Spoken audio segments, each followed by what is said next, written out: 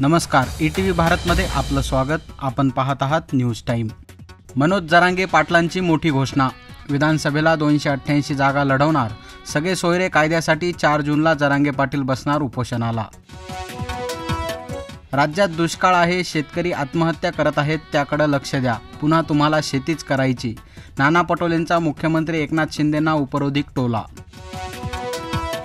पंतप्रधान मोदींची ध्यानधारणा सुरू. तब्बल 45 तास अन्नाचा कणही घेणार नाहीत मोदी. कन्याकुमारी येथील विवेकानंद शिला स्मारकावर मोदींचं मौन व्रत. लंडनमध्ये बसून महाराष्ट्राची प्रतिमा कोणी खराब करत असेल तर त्याचं पॅकअप लंडनमध्येच करावं लागेल. नितेश राणे यांचा उद्धव ठाकरेंना टोला. कल्याणी नगर अपघात प्रकरणी देवेंद्र फडणवीसांनी जे काही खरं आहे ते सांगावं. सुप्रिया सुळेंचा हल्लाबोल. सरकारमुळे पुण्यातील कंपन्या राज्याबाहेर जात असल्याचाही केला आरोप. पुणे हिट अँड रन प्रकरणी आमदार रवींद्र धंगेकर आक्रमक. डॉक्टर अजय तावरेला भरचौकात फाशी द्या, धंगेकरांची मागणी. पुणे हिट अँड रन प्रकरणी विशाल अग्रवाल आणि सुरेंद्र कुमार अग्रवाल यांना 14 दिवसांची न्यायालयीन कोठडी. पोलीस कोठडी संपल्यानं न्यायालयात केलं होतं हजर.